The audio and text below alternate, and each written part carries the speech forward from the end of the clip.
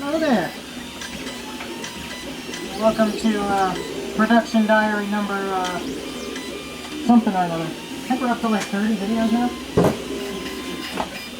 I am going to show you how I have sort of built upon my system here and streamlined exactly what I need to do with every print. I've been doing this for a while now, so I know exactly what comes first and what comes second. Alright, napkins, got them right here. I cut my little blue shop cloth into little squares so I can conserve it more, because I was wasting, like these rolls of like these blue towels, they're expensive. They're like, I think 10-15 bucks a roll. Yeah, so don't waste these if you can. So I cut them up into little pieces, and then sometimes I cut them into even halves, so I cut them into smaller pieces so I don't use too much. Anyway, today's objective, I have 14 Jetfire rifles that I am taking off this printer today. And as soon as I take these off, I am going to make them print 14 more. Before I touch anything, I'm going to set up what I need to set up. Because if I set this up, I already got my air purifiers charging. Let's turn this on. And we're going to actually use the wash station today. I typically don't use it, but I've gotten tired of swishing the parts around in a little bucket. And the wash station makes my life a lot easier. Alright, 4 minutes. Yeah, 4-minute wash is fine. Okay. Let's see. Let's go ahead and put this over there. Let's get this thing ready. I've gotten this to the point where I've streamlined so much that I try to do as much as I can using one pair of gloves, because I don't want to waste gloves if I don't have to. So, in terms of this particular resin, this resin likes to stick to the FET sheet. So I have to actually take that resin out, clean the FET sheet, and then put resin back into it. I can't just resume a print, because for some reason this black resin likes to make a mess. Whereas my clear resin doesn't do it as much, but the black stuff does.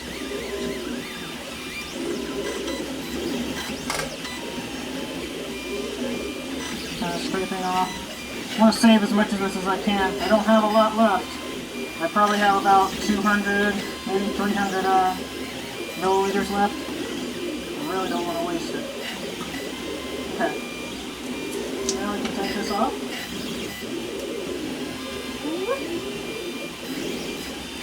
Now look at that. Look at all those rifles. Isn't that cool? And what it is, I just kind of scrape them off, get them in here. It's like taking off cookies from a baking sheet. Kind of scrape them up with a spatula. I remember doing this my first time. I was so nervous. I was so scared. You know, it's just like hanging off the back, you know. Oh no, it fell off. That's okay. That's why I got this rubber dog mat to kind of catch any and all resin, anything, so it doesn't contaminate the table or anything else. That way, in case there's some kind of disaster or spill, this thing has a little lip on it that'll catch anything that tries to spill over. Not that there should be. It's not like a washing machine that'll, leak someday. Okay, so we still have resin left on this plate, so I'm going to scrape this back into there. I'm going to save as much of this as I can. Every drop counts. Every drop counts. It's an entirely different process from printing with PLA. But the time I save doing this is worth the extra work that I'm doing here, because this is 14 rifles right here. This is 14. If I printed 14 rifles in one print on one of my FDM printers, it would take, I think I did the math, I did the time on it, it'd take like 2.5 days. 2.5 days on a regular printer. Whereas, on this printer, it finishes 14 rifles at you know, 5 microns per layer in about 10 hours. 10 hours or 2.5 days. It's a no-brainer. So that's why I'm using the resin printer for certain things, just to make my life easier. As much as it looks like I'm doing a lot of extra work, and there's a lot of, you know, post-processing involved, it's worth it. You know, I don't mind doing this. This is no big deal. For the quality that these things produce, yeah. Alright, so then we're going to pile the rifles in there. What we're going to do is we're going to put them in the little wash station here. This is a large wash station bucket. I don't know if you can see that, my arm's in the way. I only have it filled up to about there because that's all the IPA that I have. That was from a gallon jug. And of course, maybe some of it evaporated along the way, but still. This thing is so... I kind of wish they made a smaller one that I could just get on its own. They probably do, I just haven't bothered looking for it. Because this jug is so huge that even if you have a gallon of it, it really doesn't fill it up that much. You probably need 2 gallons to get to the... God, this thing's 8,000 milliliters. Can you imagine? 8,000. Right. Now drop the guns in here.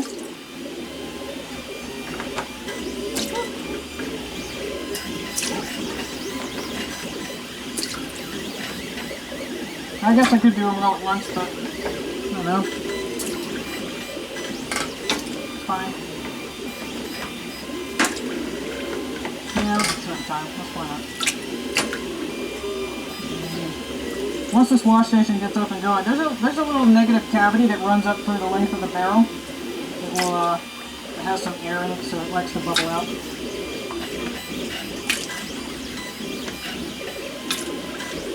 But I actually designed these rifles. Now, originally on the original model, there was a hole. I don't know if you can see it, but there's like a where the shells would come out. There's a little hole right there in the back. And I decided to just go all the way through to the inside with that hole, so now it's like an actual hole in the thing. So if you're like customizing stuff, you could probably put like a little, feed something into it and put it there, which would be nice. And it also helps to kind of release any air that's trapped in there or any resin while it's printing. It just kind of escapes, gives it a place to go. Where design meets function. Alright. Okay, I think we're good. So, let them settle down in there, let them flatten out. A shake or two. We'll put this back on.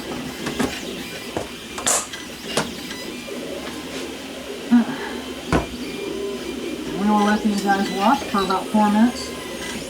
And what's cool, I didn't notice this at first, but the fan that's in there is magnetic. It'll spin one way, and then at the halfway point, it'll stop and then spin the other way. That's very nice. Alright, time to, what we're going to do, there ain't much in here. Probably not even a cup's worth in here. Wow. We're going to take this out, and we're going to clean it, and then we're going to put the resin back into it, and then do another print. I know. I wish I didn't have to do that for the black, but I have to do it for this particular resin. The clear resin I can probably get around, let's say, I wouldn't go more than 2 or 3 prints with the clear resin without changing it out and cleaning it. Because you get this gunky material that gets left over in it. Oh, that's not a lot left. Oh, that's not a lot. And I do model these parts to make them, I try not to make any particular chunk of plastic more than 2 millimeters thick. My reasoning is because I know this is resin, and resin has the tendency to be brittle. So I at least want every piece to be about 2 millimeters thick, no matter where it is. But of course, you know, I'm not a professional. But I am getting experience.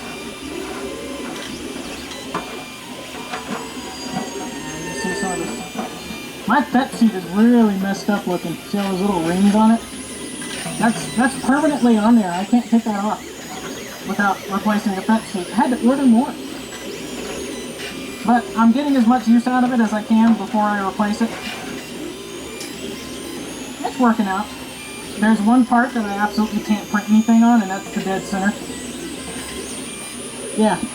God help you if you have a failed print one time, because it will destroy your pet sheet. I didn't know that. That's the kind of thing that the people in the videos on YouTube, they don't tell you. If you have so much as one failed print, it could permanently destroy this, and you will have to replace it. And the pet sheets cost about 30 bucks, even if you're just getting like a couple sheets. I saw one sheet going for 25 bucks. So what I did is I went to Anycubic's website, and they were selling replacement pet sheets, thank goodness. But they had to get shipped from China either way. Even if they were on Amazon, they still get shipped from China. So I had to pay like $50, but I got about, I got 5 sheets, 5 replacement pet sheets for about 50 bucks. Which, hey, give or take, that's better than one sheet for 25. And it's from the manufacturer themselves. I am very proud of them for supporting their own product with replacement parts. That is very nice. Sorry, I've been gone for a while. I haven't been working. That's what happens when I turn the camera on. I feel like people are watching me. I could be a teacher. It's hard work to do. But I'd be one of those scatterbrain professors that jaws on about something random, and then the class gets up and they didn't learn anything. That would be me.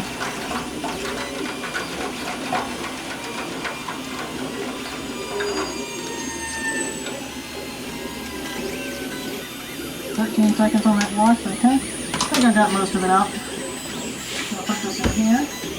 And I have a little spray bottle of IPA. It's almost empty, so I gotta crank it a few times before it comes out.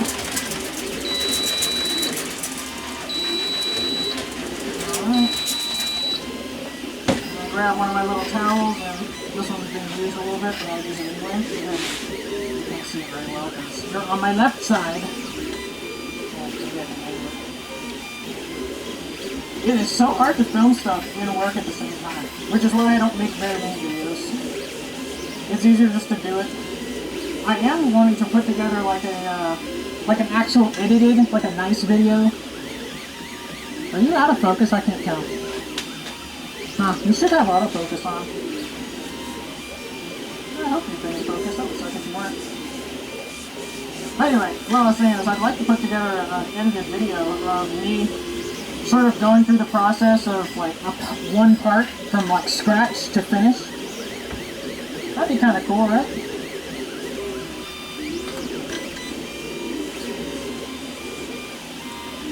I might do that for the barrels, just because they're I think they're my most popular part. I think I sell more Galvatron barrels than anything. Probably do the barrels. I've already started filming some stuff, kind of like how I put the coat on. Not some of those early videos. Those early videos I was just experimenting, learning it as I was going while I was recording. I want to make something that's like, this is how it's done. You know, something that's a little more set in stone. That way, even I myself, if I become like an old geezer and then I have bad memory and I forget how I do my own stuff, I can watch my own videos to learn how I did it. And sometimes it helps. I don't remember half the settings that I use in Cura or in Photon Workshop, like the layer heights and things. Alright, this is good. Now I'm going to take a clean one. One that doesn't have a lot of resin picked up on it. Wipe in there really good.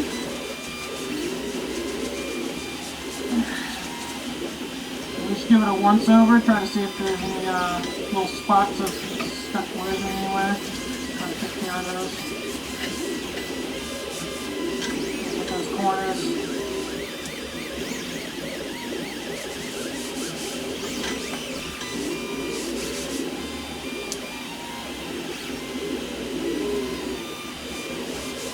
I do my best to try not to touch the back of this, because this is the side that touches the LCD.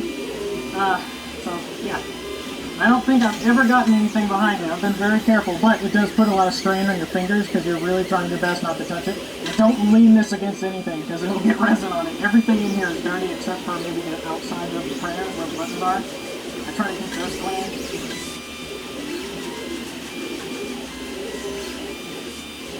Alright, I think we're good.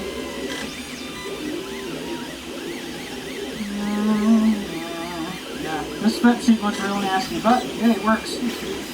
I'm not going to complain if it works.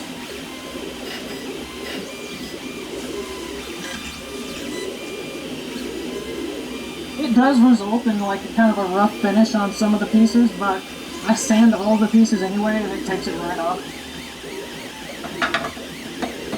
Alright, got that settled. Let's screw that back in.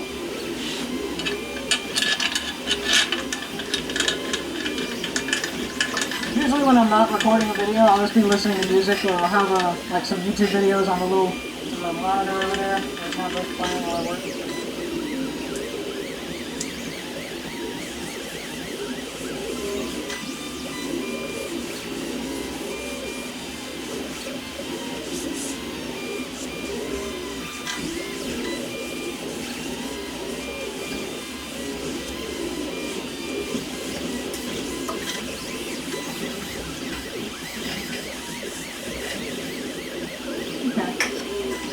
I clean everything anyway, even though I probably don't have to. I do it anyway. There's some things over here that just stay permanently dirty, and that's fine. That's fine. As long as you don't touch them without gloves, it's okay. All the bottles are dirty. I wipe off when I can, if it's just sitting there, but they're just going to stay this way. Because you just throw them away anyway.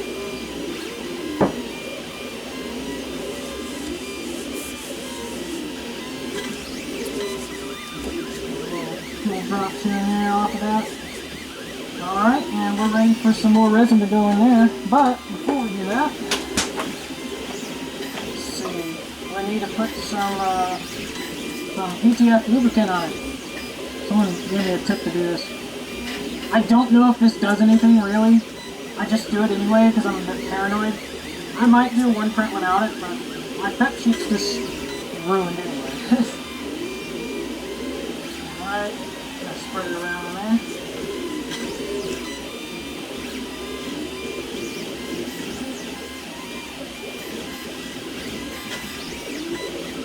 Take care of any of those nasty parts. Rumor has it this stuff allows the print to pop off easily from the pep sheet. I guess it works. I guess in theory that makes sense.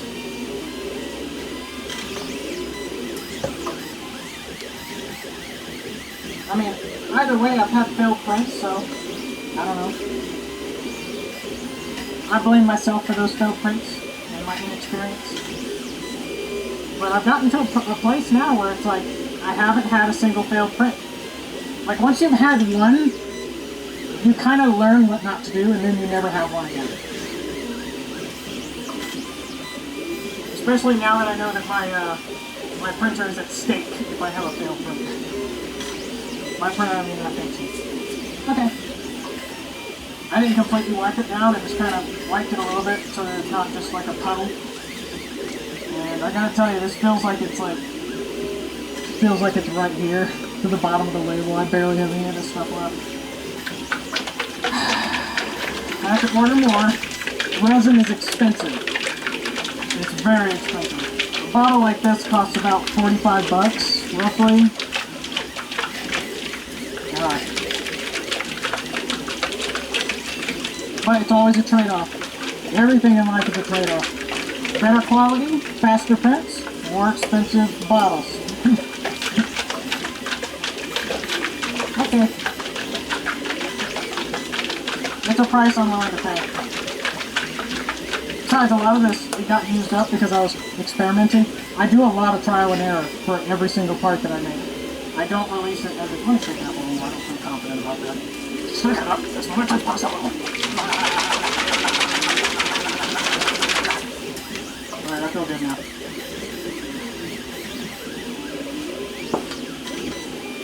Pour it in there. I'm probably going to have to dump the whole bottle in. I don't have enough. Oh, goodness. Wow. Gosh, I don't know if that's enough. I really don't. I guess the only way to find out is to try, eh? What's the worst that can happen?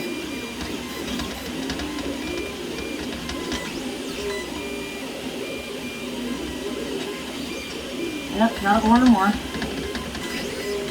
Okay. Goodness me. That's an inch of bottle right there. No, you don't. No, you don't. You don't drip. Don't you dare. A clean rag here. I don't know about this, man. Don't know. I don't think I can get 14 more rifles out of this. I don't think I can get that. What can I make? Huh. This is like... This might... I don't know. This might barely be enough. Should I try it? I'll try it. I need to know what... This is a learning experience. I need to know what happens if I run out of resin while it's printing. I'm just curious. I don't know. I'm not going to look it up on the internet because you really don't know what's going to happen until you do it yourself. Or how you'll handle it. Okay, that's ready to go. I don't need to do anything else. Now, back to the parts. Ah, this is a long video. Open it up.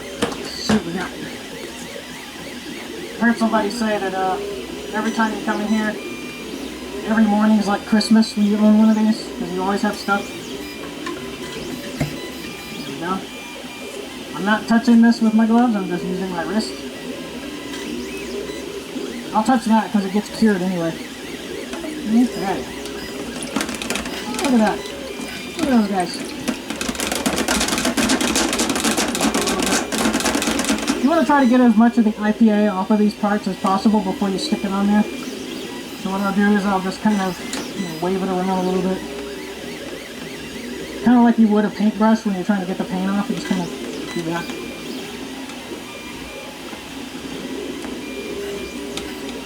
It's not going to be perfect, but I'll get most of it off this way.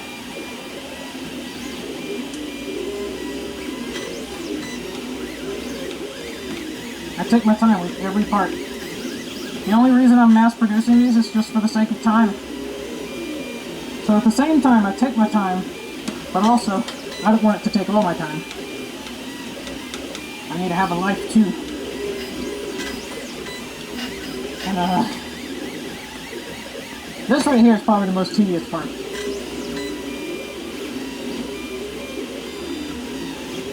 But what happens when you have either IPA or resin inside of there, or no, I think it's IPA. If you get it in there, it will spill onto the sheet and it will like permanently stain it, and I can't clean it off. So I don't take chances anymore. What I should probably do is put these on a little rack and let them dry, air dry. But who has the time for that? I don't. For the most part, this does the job. All those spills happened when I was first starting out. I was first learning.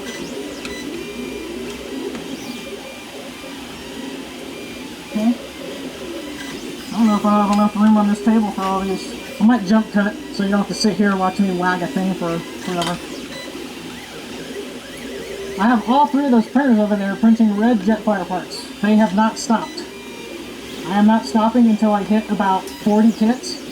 Actually, 30 complete kits and then 40 kits of spare parts to sell individually. So 10 kits of spare parts. 40 kits in total. 40 kits worth of parts in total. I'm at around... I'm embarrassed to say I'm at like, I think 8 or 9 kits already. But I have about 2 weeks left, so I have plenty of time. Now that I'm not prototyping and, you know, wasting time on parts that I know probably won't work, I'm actually just mass producing now and I'm just printing for stock. It's going a lot faster. Like this rifle here. It took me about, I think this is the 3rd or 4th time I've printed this. And I mean the 4th iteration of this part on this resin printer. So it took me roughly about 3 or 4 days until I finally got the good version of the part. It was all because of the fit in his hand. It needed to be just perfect, but also maybe a little bit more snug to give it some time to wear with time. One of my friends pointed something out to me that I didn't notice at first when I was modeling the part, but I kept running into an issue with the mounting clip, the little clip for the gun clip. I was like, why is this part, the gun clip's not holding my reproduction part, but it's holding the original just fine. And he takes a look at it and he's like, you know what, man? The original gun, they kicked the hilt. They kicked this a little bit, so it's like 1 degree at an angle that way. And I looked at it and I was like, oh my goodness, you're right. And a lot of the reproductions I see, they don't kick the handle. It needs to go that way 1 degree. It's just the smallest little increment. And what that does is it aligns with the angle on the gun clip. Yes, the gun clip has an angle on it. It's very so. And it prevents the gun from just falling out because it falls into the gun clip instead of straight down. Geniuses, man. Very, very genius. I learned something new with every single kit that I make. Hopefully one day I can make my own toy. Like my complete transforming toy. That would be really cool. I had ideas. I do have ideas. It was my thesis project for a while. And I couldn't do this and that at the same time. It was just impossible.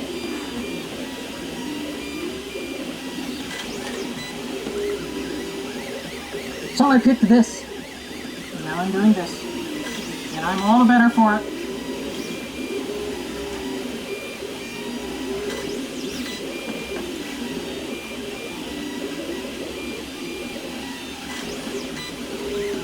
I learned enough in college to the point where I can have a self-sustaining supply of business doing what I'm good at. I think that's really all that matters. I really don't care if I have the degree. I don't care. If I want to waste another 2 years of my life, man, I better be getting paid to do it. But college doesn't pay you, they just take your money, that's it. My ACT wasn't high enough, so they don't pay me to go to school. Some people get free rides, I don't. So it got to a point where it just wasn't worth it to me anymore.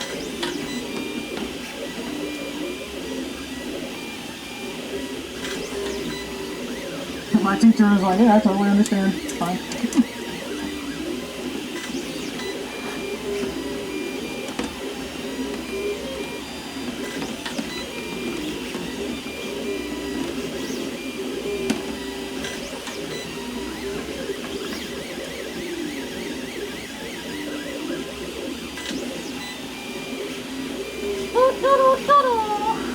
Got 3 more left. I'm hot. I probably shouldn't have worn this sweater. But it's in the winter. It should be cold right now, right? Or is it fall? Is it technically still fall? I don't know.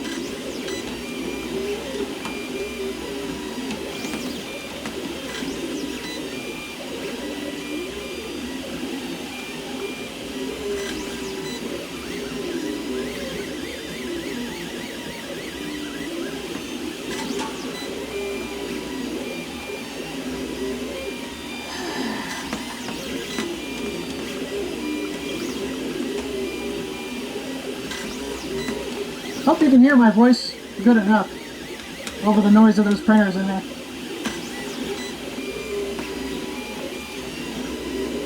Okay. Last one! There we go.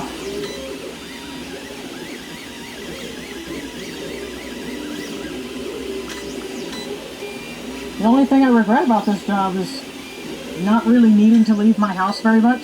I do miss that. I drive to the post office every now and then. Most of the time I do pickups. If I have like a really small amount of orders, I'll just have them pick it up. But if I have like 10, 20 orders, I'll just take it up there myself. But I don't go anywhere. I don't get breakfast every morning.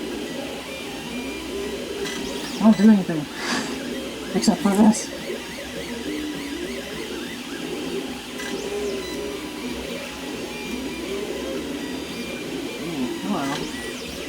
Oh, hello. Got a little ring on you, eh? Wow. It's okay. Any little imperfections like that just get sanded off right away. You take like a 600 grit to this, or even an 800 grit, takes it right off. Resin parts are so easy to sand. They're amazing. But the cost of that is that they are not as durable. They're definitely not as durable. I don't care what you say.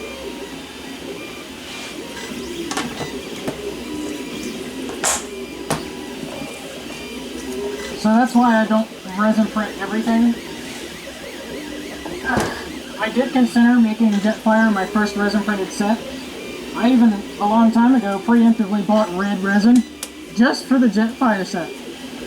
But I don't think I'll use it. Unless maybe one day I want to experiment and see what a resin set feels like. Maybe one day I'll do that. But I think people are going to be pretty happy with the resin printed parts. Alright. Now let's start from the back, because this is where I started. Alright. We're going to cure now. I'm using my knuckles to push the buttons and dials. Let's do a 5-minute cure. Let's angle these guys. Oh, I want to angle these guys.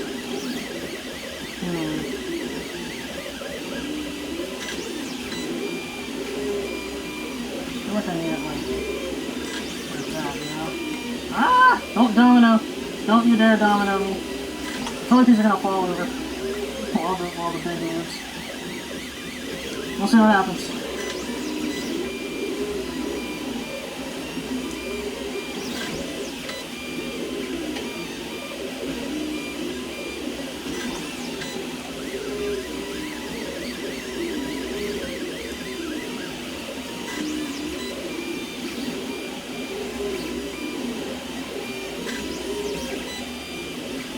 Wow. This curing oven is not very big. They fall over so easily. I swear it's gonna fall over. They're gonna collapse.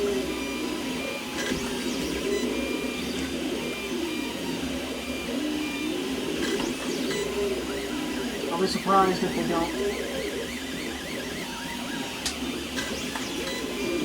But every other time I've cured these, they didn't fall over, so maybe we'll do it again. Okay, you want to see what happens? I'm going to wear my gloves when I put the lid on, just because I might have to fix them when they fall over. But I'm grabbing the lid with my palms, or not my palms, but my arms. I'm doing like a praying mantis thing. And I put the lid on like this. I don't want resin on my lids. I don't. Alright, let's see what happens. Ah! I knew it. I knew that was going to happen. Oh, man. We might have to rethink this. Okay. Maybe do a few at a time. Oh, man. This sucks. Come here.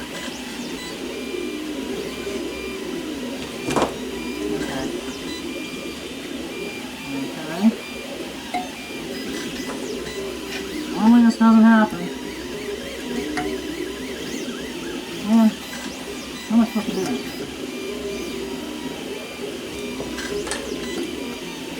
These are so flimsy. Oh my goodness. I am not above taking a little piece of foam board and just gluing them down, because this part's coming off anyway. Alright, let's try that. Try that and see what happens. Maybe there's less likely one of them will fall because there's fewer of them. Oh! It worked! Okay, cool. All that matters. You just can't do as many. That's fine.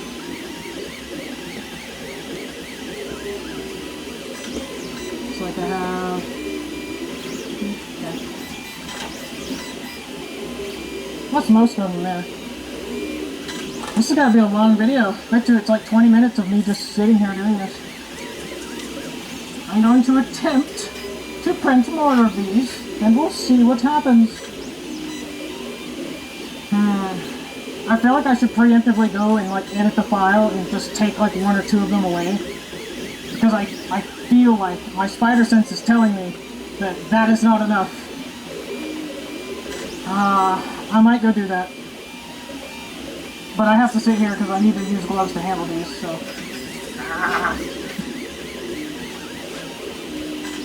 So how you doing, Dave? Good.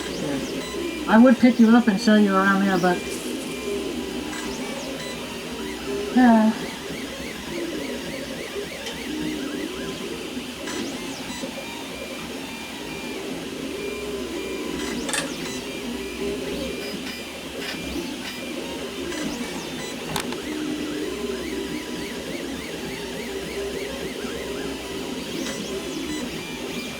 Oh, sorry. I didn't realize I was kicking the tripod.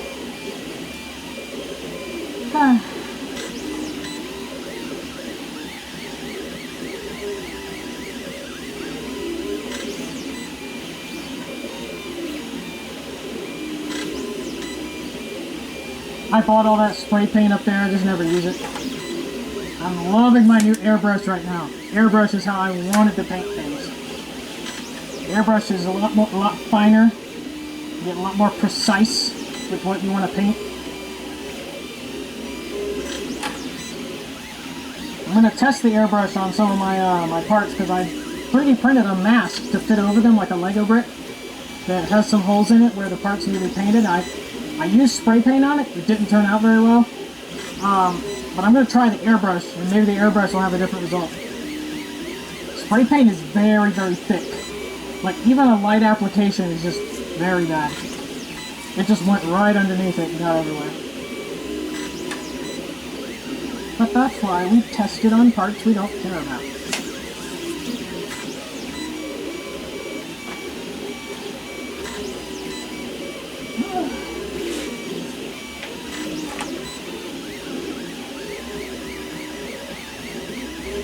Now, this is going to be an awkward situation. Tell you what, because those parts are going to be cured, and these are not going to be cured, but I don't want to touch them with uncured gloves. So what I'm going to do is I'm just going to use one glove. This hand will handle the cured parts, and this hand will handle the uncured parts.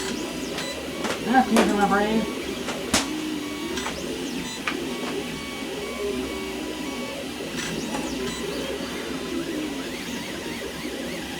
I bought this little, this sort of knockoff Hacko air filter thing. You use them for soldering, but it had a carbon filter in it, and I thought that maybe it would reduce the smell of the resin fumes. Didn't do anything. I might donate it to a motherboard repair shop if I find one. But for now, it just sits there. If it gets hot in here, I could turn it on. But then you won't be able to hear my voice, because it's loud. I wear noise-canceling headphones in here all the time. But there's some noises they don't cancel out. Like, they'll cancel out the lower frequencies, but the higher frequencies, which is the sound of most of the motors in here, and like the rotary tool, if I ever turn it on, it doesn't block that out. In fact, it actually makes it worse. So I mostly just listen to music.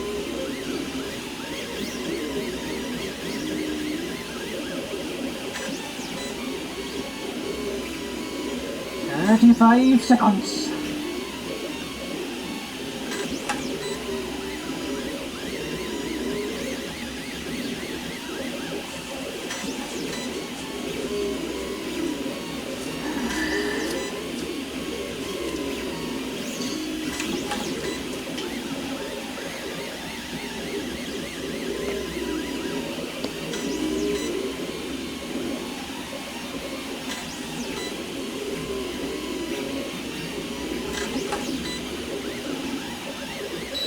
Oh, that was fast.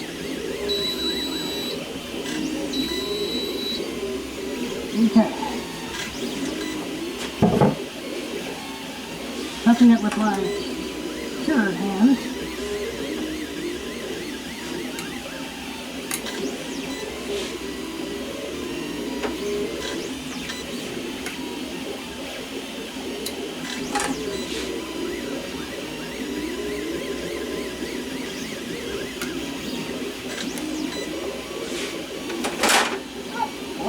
These are dominoes, I swear. You put them together and they'll fall over. I might just lay them down. Yeah, I'll just lay them down.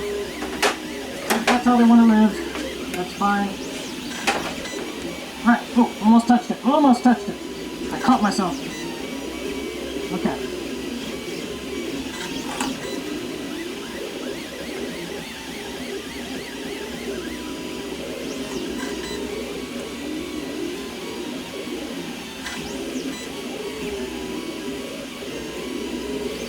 Yeah, that's fine.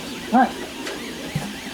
Hopefully these don't fall over. And if there's like one of them that just likes to fall over, I'm just going to do that by itself. Oh, fantastic. Alright, cool. Now I can ditch this glove. Alright. And I'm going to edit this software real quick and I'll be right back.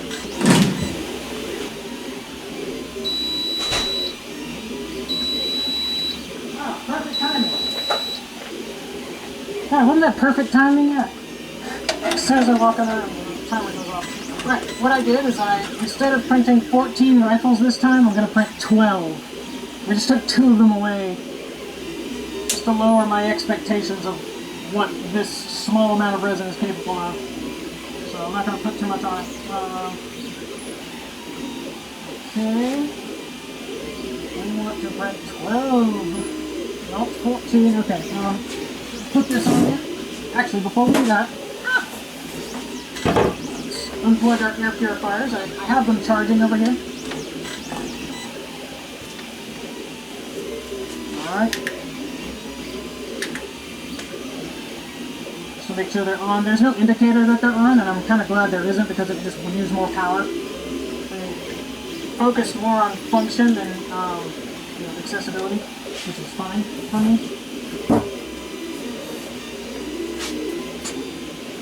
Those are made by Anycubic, by the way. You can get them in a set of 2 on Amazon for about 20-something bucks. Yeah, it's a good deal. Takes care of most of the resin fumes. Alright. Hope that works. We'll see. Alrighty. All these rifles are done. Very good show. Yeah, very cool. Maybe that's a thumbnail. Here, I'll take you down so you can see. Feels good not being stuck up there all the time, isn't it? A little bonus extra. You get to watch this printer go for a while.